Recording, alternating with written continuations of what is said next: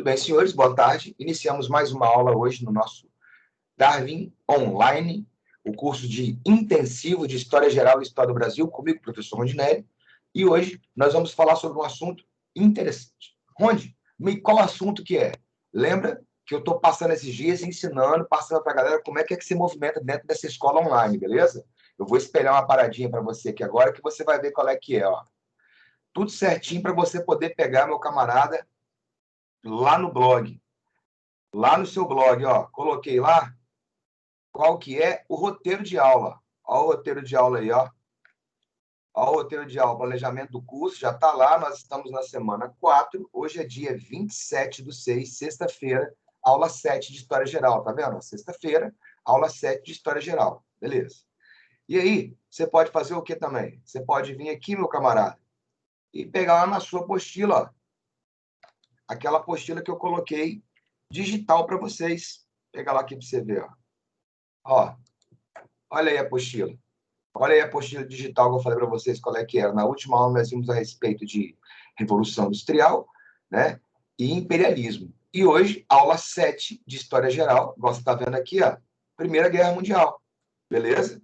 E aí, como eu estou te dizendo, vem os tópicos direitinho para você poder dar uma lidinha, para você vir para a sala de aula um pouco mais compenetrado do que a gente vai falar, com algumas dúvidas previamente já anotadas, beleza? Eu sei que nós estamos num modelo que é um modelo online, é um modelo intensivo, então a correria é grande. Mas se você deu essa lidinha, você viu que 2 páginas você leu tudo. Você também pode ir aqui no portal do professor, no portal do aluno. Eu estou no portal do professor, você vai ter no portal do aluno. Olha lá na esquerda, lá, ó. Lá na esquerda, vídeo, dá 24 horas. Vídeo, beleza? E aí você vai lá e faz o quê? Vem História Geral. Olha aqui, História Geral, Rondinelli. Se você quiser ver alguma coisa de história antiga, naquele outro camarada, no Adelarmo. E aí você coloca aqui, ó. Clicou em História Geral Rondinelli, vai lá e coloca. Primeira Guerra. Olha lá, ó. Já apareceu, tá vendo? Ó? Primeira Guerra aqui embaixo, ó. Primeira Guerra, parte 1, parte 2. Olha só pra você ter uma leve ideia. Primeira Guerra Mundial, ó. Eu não coloquei o som para poder passar o som, mas só para você ter uma leve ideia. Deixa eu só entrar e sair de novo para você ver com o som como é que fica.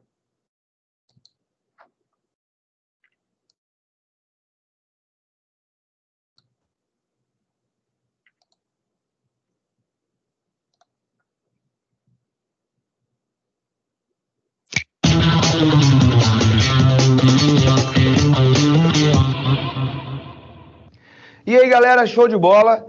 Hoje nós vamos começar uma matéria que muitos de vocês esperaram para bastante tempo para poder ver, ou não. A Grande Guerra. A Grande Guerra, por quê? Porque nessa época todo mundo chamava de a Grande Guerra. Só vai chamar a Primeira Guerra Mundial depois que acontecer a Segunda. E aí, meu brother, nós vamos ter o quê?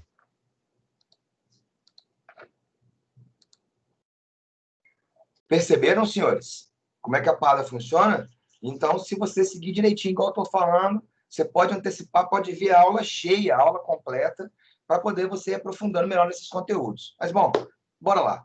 Hoje o tema da nossa aula é a Primeira Guerra Mundial. Rondi, o que tem continuação? Primeira fase da Revolução Industrial, segunda fase da Revolução Industrial, tudo isso tem a ver com imperialismo e tudo isso vai ter a ver com a Primeira Guerra Mundial, justamente. É bom imaginar que na primeira fase da Revolução Industrial, a partir de 1750, 1760, só tinha a Inglaterra fazendo a Revolução Industrial. Então, como não havia concorrentes, ela conseguia abastecer, basicamente, meu velho, o mundo sem maiores problemas.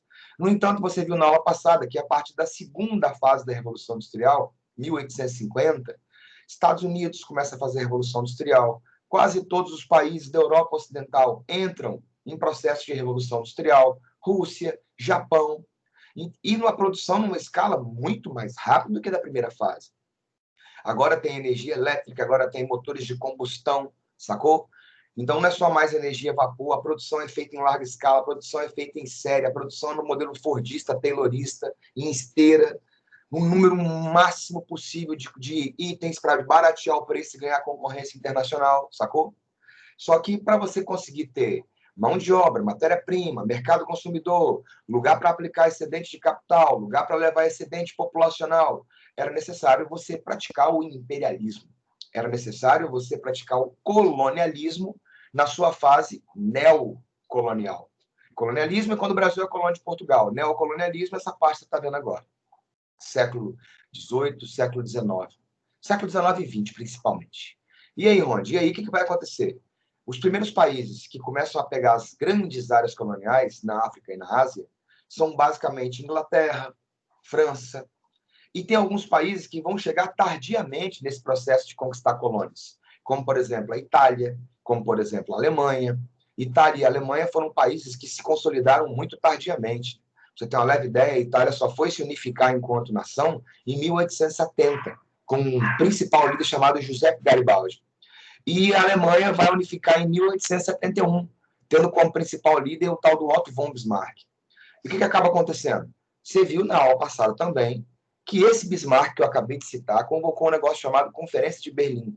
A Conferência de Berlim servia para poder convidar as principais potências mundiais para poder fazer o quê, meu camarada? Para poder fazer a partilha da África entre essas potências. No entanto, esse processo de partilha era das terras que ainda não haviam sido ocupadas. Por quê? Porque quando se deu a Conferência de Berlim, ingleses já estavam presentes na África há muito tempo, franceses já estavam presentes na África há muito tempo, portugueses, e assim vai. E naquele processo, o que acabou acontecendo é o que eu te disse 2 minutos atrás. Alguns países têm uma quantidade imensa de colônias, como Inglaterra e França. E outros países, como chegam tardiamente, vai ter uma quantidade menor de colônias para poder ter acesso. A caso da Alemanha e da Itália. O que isso gera? O que acaba gerando é que essas novas potências que surgem no mercado, como a Alemanha e a Itália, vão querer áreas maiores para a exploração colonial, para a exploração imperialista. No entanto, essas áreas já têm dono. Então, se eu quero aumentar as áreas, mas as áreas já possuem donos, eu vou ter que tomar. E se eu vou ter que tomar, o que vai rolar é a Grande Guerra. A Grande Guerra, ou como alguns dizem ainda, a última guerra feudal, porque foi uma guerra que ainda teve uma quantidade imensa de combate no corpo a corpo, né? Os camaradas iam para poder enfiar a baioneta no outro mesmo em campo de batalha. De lá para cá, a guerra foi distanciando cada vez mais o soldado do outro soldado no campo de batalha. Se possível, hoje você aperta um botão daqui o míssil vai lá dentro do seu olho, na sua casa, e te explode, sacou? Então, quando você fala que é a última guerra feudal, como eles diziam antes dessa Primeira Guerra Mundial, ou a guerra para acabar com todas as guerras, né? Ou simplesmente a Grande Guerra. E aí, Ronde? E aí, essa Grande Guerra ela é uma guerra motivada por imperialismo, beleza? Disputas imperialistas. E olha que detalhe interessante. Antes da Primeira Guerra Mundial, de 1870 até 1914, então, 4 décadas, a Europa viveu o que se convencionou chamar de Belle Époque. Belle Époque ou a Bela Época. Um período de paz, harmonia, tranquilidade, a ausência de conflitos significativos dentro da Europa, conforto, desenvolvimento tecnológico, urbano, o início do turismo em grande escala na Europa, sacou? A ideologia positivista de que a ciência deveria ser a religião da humanidade, né? A ideia de que as raças brancas europeias eram superiores, então elas saberiam conviver de forma harmônica. Tudo isso acaba quando uma potência quer aumentar suas áreas coloniais e ela não tem área para poder pegar, então ela vai ter que tomar. Aquela ideia de que as raças brancas europeias superiores seriam desenvolvidas e nunca mais entrariam em guerra entre si, vai para o espaço. Aquela harmonia que existe entre as potências europeias por causa da segunda fase da Revolução Industrial, em tecnologia, em conforto, em urbanização, modernização, também vai para o espaço. Quando se começam a exaltar os nacionalismos. Nós, alemães, temos direitos a ter mais áreas. A Alemanha, por exemplo, vai defender uma ideia chamada o pan-germanismo, defesa da união e da superioridade dos povos de origem germânica. Por outro lado, você vai ter, por exemplo, a Rússia, criando o pan-eslavismo, que defendia a união e a superioridade dos povos de origem eslava, beleza? E aí já falei 2 coisas que contribuem para essa guerra. Disputas imperialistas e nacionalismos exaltados, sacou? E onde? Que mais vai pressionar para acontecer a Primeira Guerra Mundial? Além das disputas imperialistas, que se você for ver naquelas videoaulas com o tempo, eu vou citar lá várias delas, rivalidade anglo-germânica. A Alemanha começou a tomar mercado industrial dentro da Europa que antes era de fornecimento inglês. A Alemanha pretende construir uma estrada de ferro chamada Berlim-Bagdá, que ligaria a Europa Ocidental até o Iraque, aumentando o poderio econômico da Alemanha, sacou? Rivalidade franco-germânica. A Alemanha tomou duas áreas que pertenciam à França, a Alsácia e a Lorena. Então, a França alimenta o sentimento de revanche, de poder ter uma outra guerra, para os franceses irem às forras e conseguirem retomar o que, por direito, eles afirmavam que era deles, que era a região da Alsácia e Lorena, que simplesmente eram as duas maiores áreas produtoras de carvão e ferro que a França tinha e que foi perdida para a Alemanha. Beleza? Temos ainda a rivalidade russo-alemã. Porque a Alemanha, por exemplo, queria dominar a região dos Balcãs. A região dos Balcãs é onde está ali Sérvia, Bósnia, Montenegro, Albânia, Romênia, Iugoslávia, sacou? Iugoslávia não, porque não existia Iugoslávia ainda, vai existir, sacou? Mas Sérvia, Albânia, Romênia, Bulgária, Kosovo, Sarajevo, beleza? E aí, Ronde? E aí queria dominar essa região. Essa região dos Balcãs é uma região onde é habitada por povos predominantemente eslavos, assim como os russos eram.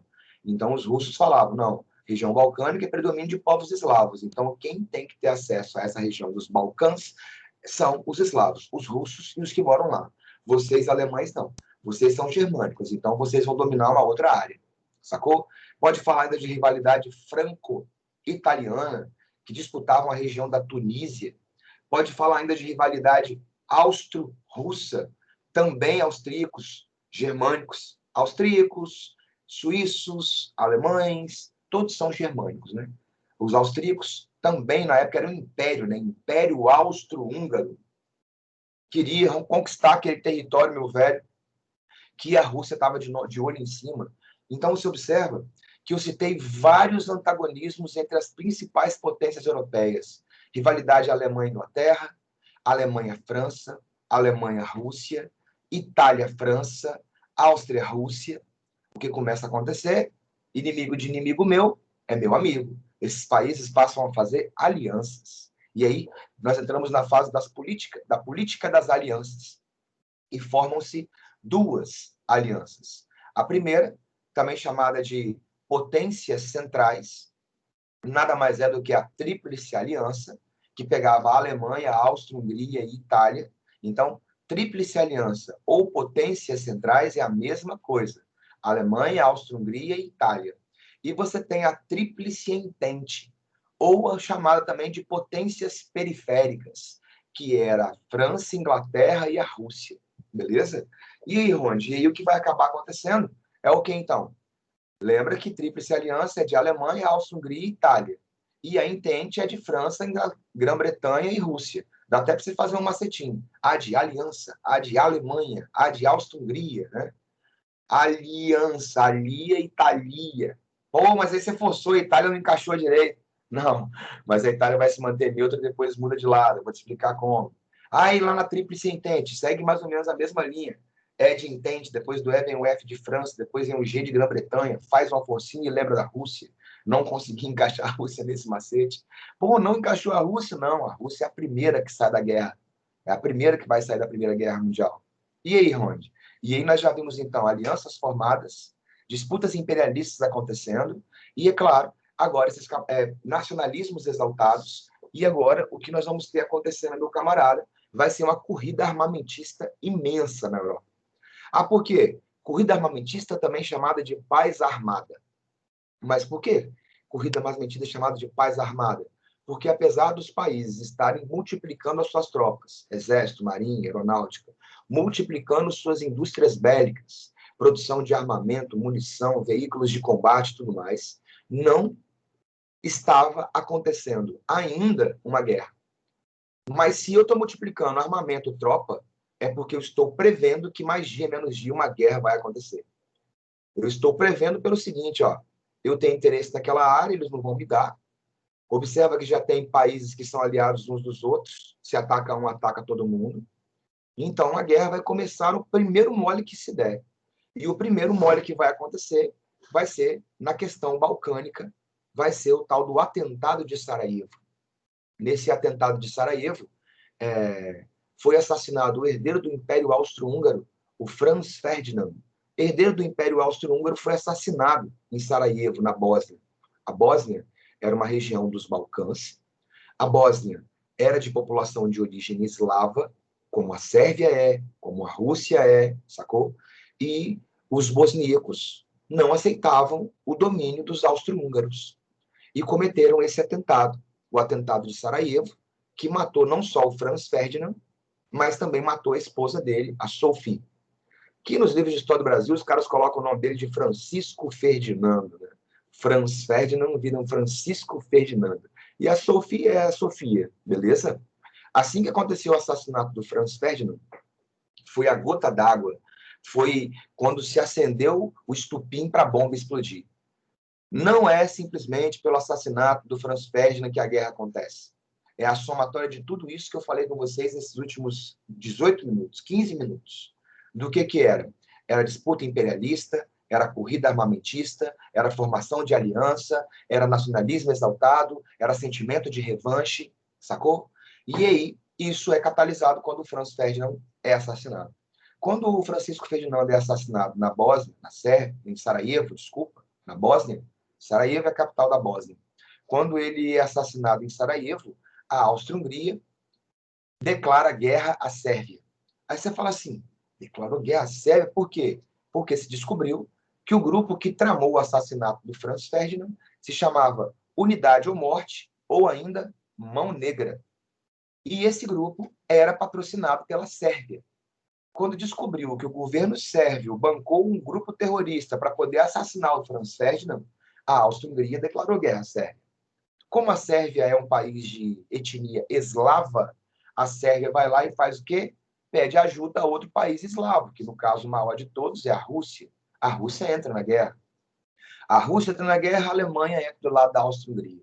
A Alemanha entra do lado da Áustria-Hungria, a França e a Inglaterra entram do lado da Rússia. E a Itália, onde? A Itália vai se manter neutra. O acordo que a Itália tinha feito inicialmente com a Tríplice Aliança, com a Alemanha e a Áustria-Hungria, era um acordo de defesa. Se a nossa tríplice for atacada primeiro, eu entro na guerra protegendo todo mundo. Mas o que aconteceu nesse exemplo que eu dei foi o contrário, sacou? A Áustria-Hungria, ou seja, a Tríplice Aliança, é que declarou guerra primeiro.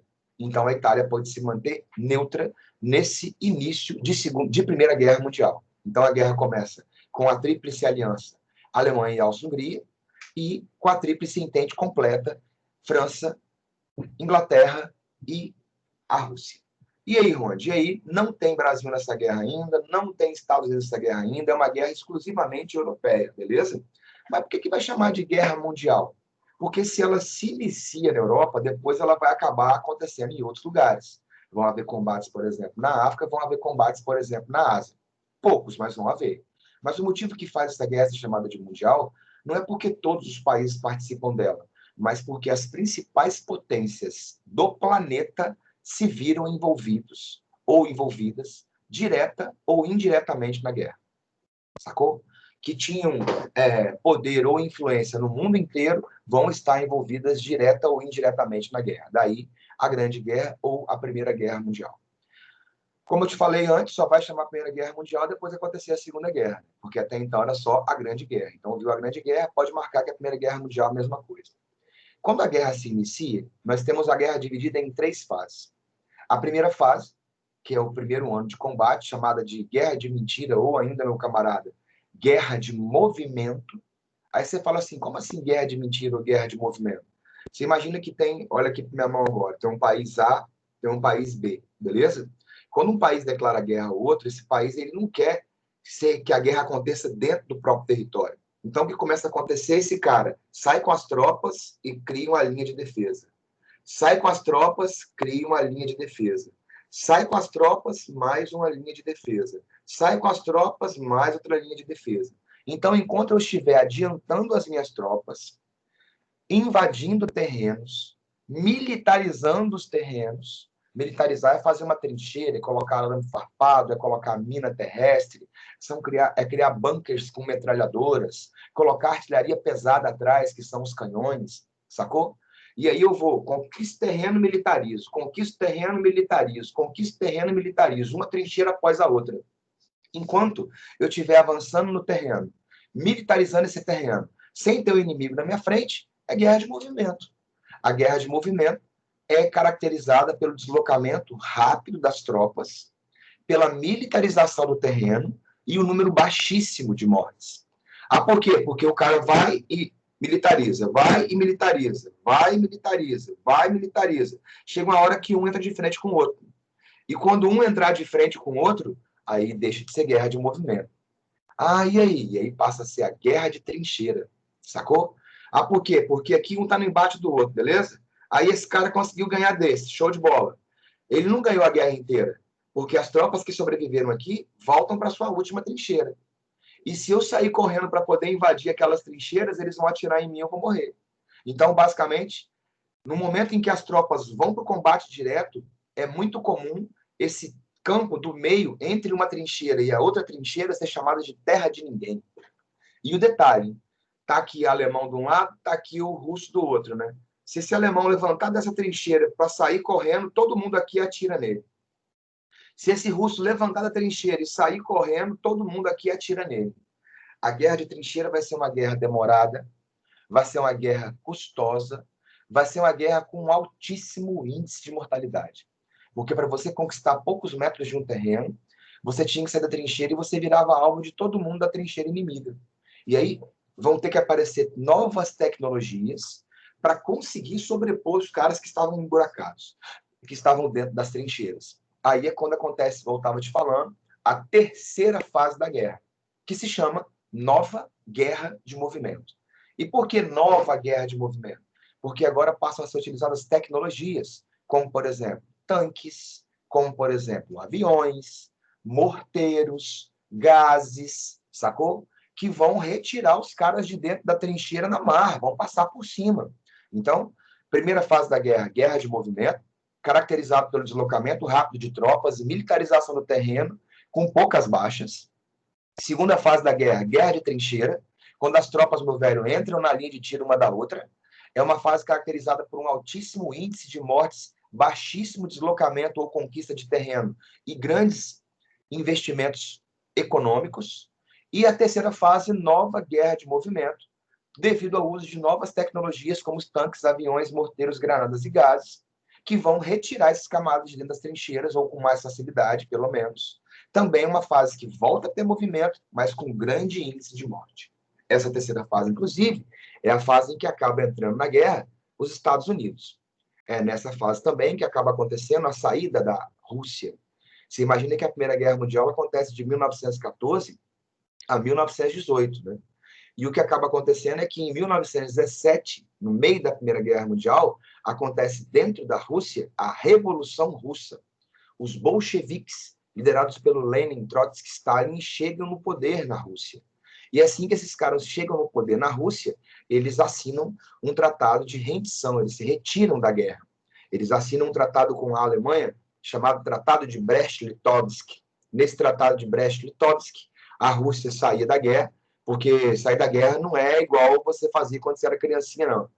Você era dono da bola, ia jogar bola lá na quadra, e aí o seu time começava a perder, você pegava a bolinha, enfiava debaixo do braço e falava biribiribá, parei de brincar, e ia embora para casa. Se numa guerra você fala biribiribá, parei de brincar, o outro cara fala, eu não.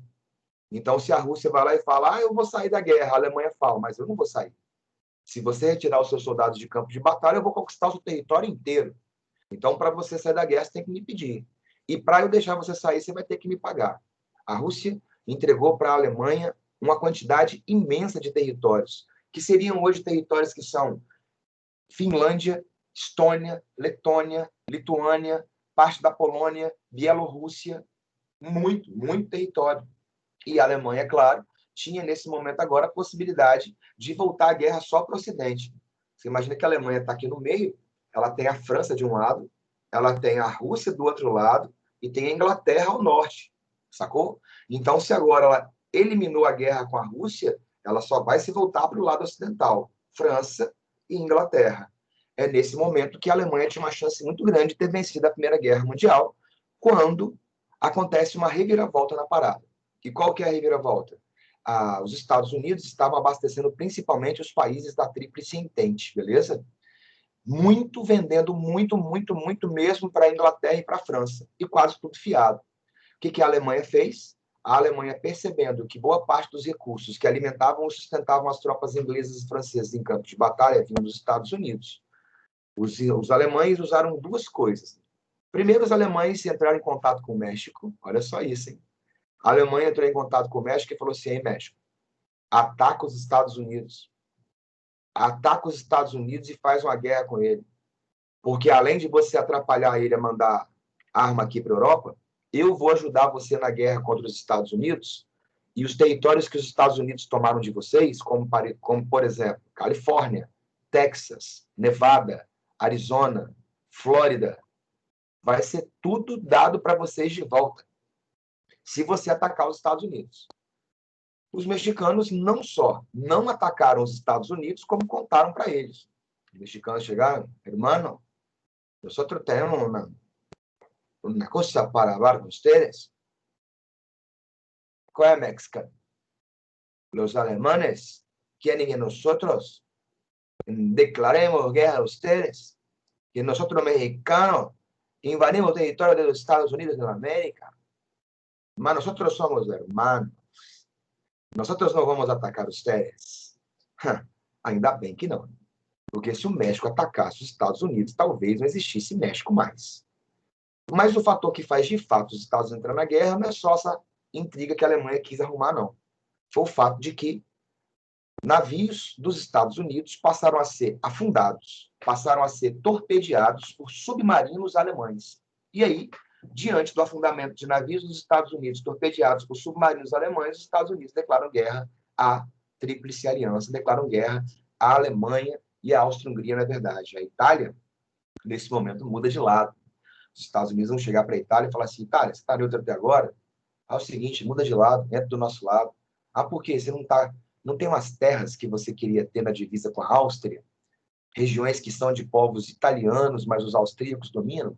Região do Trieste, da Ístria, do Trento, conhecida como a Itália Irridenta, que está na mão da Áustria-Hungria. Se você entrar em guerra contra a Áustria-Hungria e Itália, eu prometo que aquelas terras que são da Áustria-Hungria passarão a ser suas. A Itália mudou de lado. Até o Brasil entrou na guerra. O Brasil entrou na guerra? Entrou. O Brasil entrou na guerra depois de ter tido navios também torpedeados por submarinos alemães. Mas você torpedear um navio dos Estados Unidos carrega munição e armamento é uma coisa. Torpedear um navio do Brasil carrega café é meio diferente, né, cara? Então, o cara fazer o que com o café? Ah, vou pegar um carocinho de café e vou tacar dentro do zóio do alemão? Porra. O Brasil entrou na guerra, mas não mandou soldado. Eu costumo dizer que a participação do Brasil na Primeira Guerra foi a participação tímida, para não dizer que ela foi cômica. Ah, por quê? Porque como você declara guerra à Alemanha, mas não manda soldado? Pô? Ah, mandou o quê? Mandou médico. Sacou? Mandou mais o quê? Mandou piloto voluntário. Ah, mandou mais o quê? Mandou a Marinha patrulhar o Atlântico Sul. Soldado, não. Os médicos que foram como voluntários chegaram lá, quase todos morreram desarmando minas terrestres. Não aceitaram eles como médicos. Colocaram eles em pelotões de desarmamento de mina. Quase todos morreram ou foram mutilados. Os pilotos brasileiros não precisavam, meu velho, de fazer ninguém derrubar eles. Eles caíram sozinhos, boa parte deles. Pelo menos uns 30% caíram sozinhos. E a Marinha Brasileira não consegue patrulhar até hoje a costa brasileira, vai conseguir patrulhar o Atlântico Sul?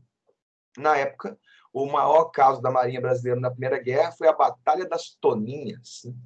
O navio brasileiro torpedeou um cardume de peixe achando que era um submarino alemão. Enfim, participação brasileira, então, bastante tímida na Primeira Guerra Mundial, mas a coisa mais importante para nós foi a economia. Aí você fala por quê? Porque durante a Primeira Guerra Mundial, quem abastecia os brasileiros com industrializados não estão abastecendo porque estão produzindo para a guerra. Então, o Brasil se vê forçado a produzir para se abastecer. E com um detalhe, quem concorria com o Brasil não concorre mais porque estão na guerra. Então, sem ter quem nos abastecesse industrializados e sem termos os concorrentes que tínhamos antigamente, o Brasil passa por um negócio chamado indústria de substituição. Você passa a substituir os produtos antes importados por produtos agora fabricados no Brasil. E voltando para os Estados Unidos, entram na guerra, então, porque teve aquela treta que os alemães queriam colocar os mexicanos contra os Estados Unidos. Segundo motivo, porque foram torpedeados por submarinos alemães. E o terceiro motivo da entrada dos Estados Unidos é o mais forte de todos. Os Estados Unidos estavam percebendo que a Alemanha poderia vencer a guerra. E se a Alemanha vencesse a guerra, os Estados Unidos estavam ferrados, porque eles venderam bilhões de dólares para a Inglaterra e para a França, fiado. Se a Inglaterra e a França perdem a guerra para a Alemanha, os perdedores são os culpados pela guerra e eles têm que indenizar os vencedores. Se Inglaterra e França perdessem a Primeira Guerra, iam ter que pagar os custos da Primeira Guerra. Elas não teriam dinheiro para poder pagar os Estados Unidos, que evidentemente poderia entrar numa gravíssima crise econômica se de fato não viesse a quebrar. Então eu entro porque eu fui torpedeado e eu entro para garantir que os investimentos que eu coloquei na Tríplice Entente sejam de fato retornados com segurança. E quando os Estados Unidos entram na guerra, já era. Aí você fala, mas por que já era? Já era porque já tem anos que a guerra está rolando na Europa. Já morreram milhões de soldados na Europa. Existem milhões de desabrigados, mutilados, doentes na Europa. Os Estados Unidos vão entrar com tropas numerosas, bem armadas, bem treinadas, descansadas, com o melhor armamento e tecnologia da época, e leva esse melhor armamento e tecnologia da época para todo mundo que fica do lado dos Estados Unidos, ingleses, franceses, e por aí vai. Sacou? Seria mais ou menos você imaginar numa luta de 10 rounds, os dois lutadores estão lá pau a pau dando porrada no outro, e aí quando chega no nono para o 10º round, você retira um lutador e coloca um novo para continuar lutando. Esse novo que vai entrar no ringue agora vai morrer outro cara, porque o outro cara já está cansado, já está morto, tomou muita pancada durante os outros rounds de batalha, sacou? Os Estados Unidos entrando na guerra, a situação se inverte, os austríacos são os primeiros a cair, os austro-húngaros são os primeiros a cair. Quem era o presidente dos Estados Unidos na época era o Woodrow Wilson, beleza? O Woodrow Wilson. Se você tinha aquele... Lembra que antigamente tinha aquele assistente do Word, de digitação?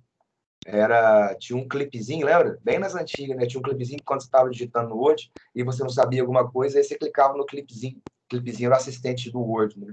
Ele chamava Woodrow Wilson.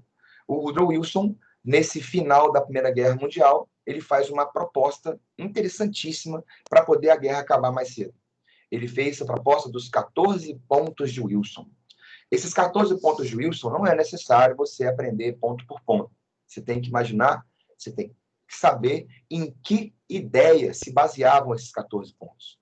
E os 14 pontos de Wilson propunham um fim de guerra, sem vencedores e sem perdedores. Cada país assumiria o seu próprio prejuízo. Não haveriam perdas territoriais, não haveria um pagamento de indenizações, e assim ninguém sofreria retaliação e não se alimentaria um novo sentimento de revanche para ter novas guerras. Quando essa proposta foi feita, é claro que a Alemanha achou a salvação da lavoura. Você imagina que a Alemanha, a essa altura da Primeira Guerra Mundial, estava cercada por inimigos de todos os lados. Quando vem essa proposta de fim de guerra sem vencedores e sem perdedores, a Alemanha topa. Basicamente, inicialmente, todo mundo falou que topava, né? A grande parada é depois que topam. Aí você fala, por que os Estados Unidos também quer propor esse fim de guerra sem vencedores e sem perdedores? Por que ele não quer logo destruir a Alemanha? Senhores, os Estados Unidos é um país que ganha dinheiro antes da guerra, ganha dinheiro durante a guerra e ganha dinheiro depois da guerra. Antes da guerra, alimentando o conflito, durante a guerra, participando e alimentando, vendendo, e depois da guerra, reconstruindo os países que foram destruídos. E os Estados Unidos, mais do que ninguém, sabe que se uma guerra se arrasta por muito tempo, a economia daqueles países vão ficar tão devastada, que eles não terão condições nem recursos para pagarem o que devem aos Estados Unidos. Assim como não terão recursos para poder conseguir ter uma relação comercial equilibrada, harmônica, saudável. Se você está quebrado, como que você é meu parceiro comercial? Sacou? Então, a guerra ela dá lucro até um certo limite. Dali para frente, a destruição é tão intensa que aquele país não vai conseguir se recuperar. Se conseguir, vai ser durante décadas e décadas e décadas. Eu perco um parceiro econômico, eu perco o mercado consumidor, eu perco quem tem uma economia saudável. Então, as economias têm que estar saudáveis para poder você ter lucro, comprar e vender com garantia, beleza? O que acontece? A Alemanha aceita, beleza. E aí, quando vieram os tratados de guerra, né? Os tratados de guerra tem vários. Tratado de Sèvres, Tratado de Trianon, Tratado de Bourguignon. Mas de todos esses tratados, tem um que cai em prova, que é o Tratado de Versalhes. O Tratado de Versalhes nem de perto seguiu os 14 pontos de Wilson. Porque o Tratado de Versalhes. Mas por que não? Bicho, a grande parada é o seguinte, a Alemanha aceita os 14 pontos, né? E vai se render, achando que os Estados Unidos iam garantir que isso fosse aplicado. Mas quando os tratados começaram a ser feitos, os países vencedores não vão se submeter à autoridade dos Estados Unidos e não cobrar nada, não. A ideia é simples. Você me bombardeou, você matou gente do meu país durante 3 anos. E agora que eu estou com a minha botina em cima da sua garganta, eu não vou apertar? É ruim de não, hein? Quem bate, esquece. Quem apanha, não. E ingleses, franceses, durante esse Tratado de Versalhes, acabaram com a vida da Alemanha. Pelo Tratado de Versalhes, a Alemanha foi considerada a culpada pela guerra. A Alemanha vai ser obrigada a indenizar os países vencedores. A Alemanha vai perder todos os territórios que ela havia conquistado perante a Rússia, vão se tornar países independentes. A Alemanha vai perder um pedaço do próprio território, que vai se formar a Polônia, e vai ter o seu país dividido em dois, em Alemanha e Prússia Oriental. A Alemanha perde colônias na África e na Ásia. Fica proibida de ter um exército, marinha e aeronáutica profissional. Não pode ter indústria bélica pesada. Tudo que foi de indústria bélica pesada foi distribuído, meu velho, para os países vencedores. Então, artilharia pesada de exército, marinha e aeronáutica, tudo desmembrado e entregue para os vencedores. A Alemanha não podia ter mais de 100 mil soldados. Você pode achar que 100 mil soldados é muito, mas a Alemanha, só na Primeira Guerra Mundial, tinha mais de 4 milhões de soldados só na fronteira. Então, 100 mil não é nada, beleza? E a Alemanha foi espoliada. Literalmente, acabaram com a vida dela. É claro que, quando acaba esse Tratado de Versalhes, algumas pessoas já começam a perceber que aquela grande guerra não ia ser a grande guerra, não, ia ser a Primeira Guerra. Ah, por quê? Porque teria uma Segunda Guerra. Mas por que teria? Porque o sentimento de revanche e de nacionalismo e de crise que se abate na Europa pós Primeira Guerra Mundial vai favorecer o surgimento de regimes totalitários e autoritários que prometem revanche, que prometem reconquistar o orgulho e a superioridade de suas nações. Como, por exemplo, você vai ter o caso do Mussolini na Itália, do Francisco Franco na Espanha, do Antônio Salazar em Portugal e de Adolf Hitler na Alemanha. Beleza?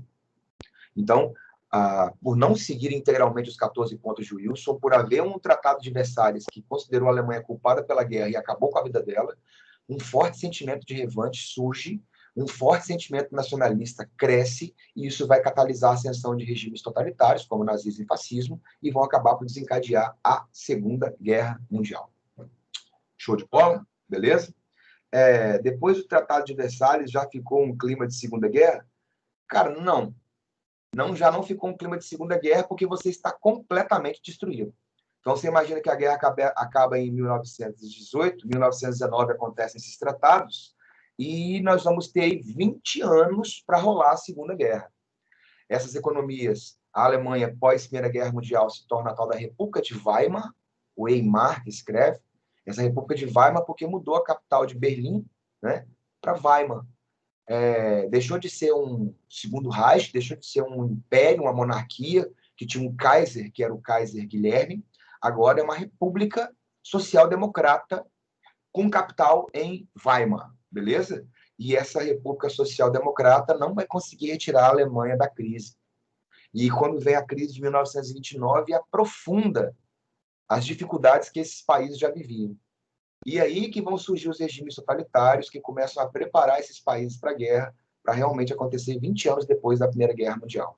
Tem um historiador que eu gosto muito, ele se chama Eric Hobsbawm. Deixa eu ver se eu vejo o livro dele aqui. Cadê o livro dele? Eric Hobsbawm. Show de bola. A Era dos Extremos. Cadê aquele livro mesmo, cara? A Era dos Extremos. Aqui, ó.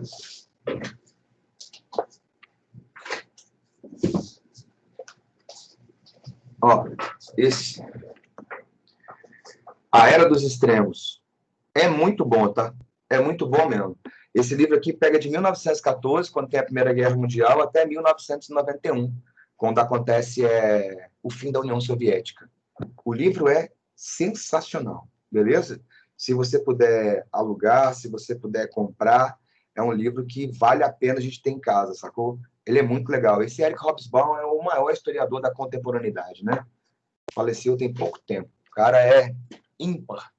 Ele não divide como a história tradicional divide em Primeira Guerra, entre guerras e Segunda Guerra. Ele fala a guerra total, 1914 a 1945. Como se tivesse acontecido um primeiro round de batalha, um intervalo de descanso e um segundo round. Porque, basicamente, fatores que levaram à Primeira Guerra Mundial: nacionalismo exaltado, formação de blocos antagônicos, sentimento de revanche, corrida armamentista, disputas imperialistas, serão as mesmas coisas que levarão à Segunda Guerra Mundial. Só vai ter de diferente que não vai começar a Segunda Guerra Mundial com o assassinato do Franz Ferdinand, que não tem como matar o cara duas vezes.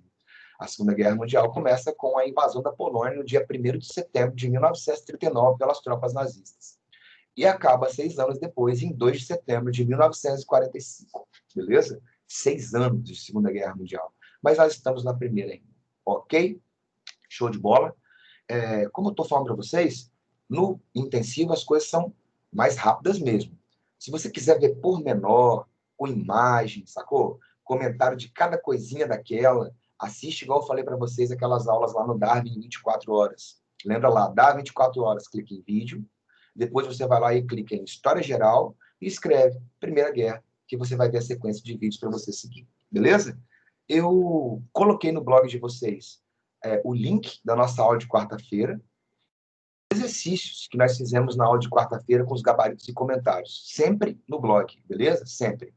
E eu vou agora, nesses 7 minutos que faltam, espelhar o exercício que eu vou fazer hoje com vocês, que eu vou colocar essa listinha mais tarde para vocês poderem fazer também, beleza?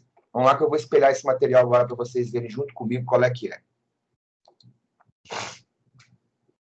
Olha aí, ó. Tá vendo? Semana 4, História Geral, aula 7. Igualzinho tá naquele roteiro. Você tem um roteiro baixado, você vai lá tirar uma foto dele, você sabe direitinho que a gente vai dar aqui, não se perde. Vamos para a primeira questão. Uma complexa trama de alianças distribuiu os principais estados europeus nas duas grandes guerras do século XX. A esse respeito, é correto afirmar: França, Inglaterra e Estados Unidos estiveram no mesmo lado dos dois conflitos mundiais. Sim, poderia colocar também a Rússia, que depois se torna a União Soviética. Essa é a resposta. Nas duas guerras, a principal foi a polarização entre estados capitalistas e socialistas. Não. Isso aí acontece na Guerra Fria e na Segunda Guerra Mundial. A Itália foi aliada da Alemanha durante as duas guerras, apesar de suas vinculações históricas com o Estado francês. Bem, a Itália foi aliada da Alemanha nas duas guerras, mas na Primeira Guerra Mundial não lutou do lado da aliada Alemanha, lutou contra, porque se manteve neutro. E depois mudou de lado. A Espanha manteve-se neutro na Primeira Guerra, mas participou ativamente da Segunda Guerra, aliada à Alemanha nazista. Não, vocês não viram esse conteúdo ainda. Durante a Segunda Guerra Mundial, a Espanha é fascista, tem um camarada chamado Francisco Franco, que governa a Espanha, mas ele vai manter a Espanha fora da guerra. Ele via que as tropas espanholas eram poucas, que boa parte delas haviam sido destruídas durante a Guerra Civil, e então entrar na Segunda Guerra Mundial era pedir para apanhar. Exaltação dos sentimentos nacionalistas motivou a Primeira Guerra, mas foi substituída por motivações econômicas da Segunda Guerra. Como eu te falei, guerras são motivadas por nacionalismos, por disputas econômicas, por corrida armamentista. Então, falar que não tinha sentimento nacionalista na Segunda Guerra é um erro grave. Ok? Letra A é, então, a resposta dessa. Vamos para a segunda? Aí dá para fazer pelo menos umas 2 questõezinhas. Nessa segunda questão, está lá. Instituto Federal, né, do Sul. No final da Primeira Guerra Mundial, o continente europeu somava cerca de 8 milhões de mortos e 20 milhões de mutilados. Seu território estava totalmente transformado, assim como as relações entre as nações. Pela primeira vez, a ciência e a tecnologia tinham sido amplamente utilizadas na máquina de guerra. Observe as afirmativas acerca dos resultados da Primeira Guerra Mundial para o quadro das nações. Bem, vamos lá então. Os Estados Unidos despontaram como potência internacional? Sim. Quando acabou a Primeira Guerra Mundial, os principais concorrentes dos Estados Unidos estavam devastados pela Primeira Guerra Mundial. A guerra não aconteceu dentro do território dos Estados Unidos. Eles saem de uma dívida de 3 bilhões de dólares em 1914 para se tornarem superavitários em 7 bilhões de dólares em 1919. De cada 5 indústrias do planeta, de cada 10 indústrias do planeta, 5 estavam nos Estados Unidos. A Rússia vivia os efeitos de uma revolução socialista. Também é verdade. A Rússia, como eu falei, em 1917, ela enfrentava 2 conflitos ao mesmo tempo. um conflito externo, a Primeira Guerra Mundial, lutando no fronte contra os alemães, e um conflito interno, que era a Revolução Socialista, ou a Revolução Bolchevique, onde os bolcheviques, liderados pelo Lenin, Trotsky e Stalin, chegaram ao poder. A segunda também está certa. 3. Na África e na Ásia, a maioria das possessões coloniais europeias adquiriram independência. Não. Por que não? Porque essas colônias só vão se tornar independentes pós Segunda Guerra Mundial. Sacou? Num contexto de Guerra Fria, num contexto de descolonização africana e asiática, pós Segunda Guerra. No Oriente, o Japão e a China foram submetidos aos interesses do capitalismo europeu e norte-americano. Na verdade, também não. O Japão se torna uma potência que passará a competir com o Ocidente, beleza? Então fica 1 e 2 corretas. Letra A. Show de bola? Senhores, eu preparei 10 questões, então tem mais 8 para os senhores poderem fazer. Faltando um minutinho para poder encerrar nossa aula, para não poder entrar na aula do professor. Encerramos por aqui, beleza? Espero que tenham gostado da aula de hoje. Tenham uma boa tarde, um bom final de semana, uma excelente eleição. Até mais. Beijo. Tchau.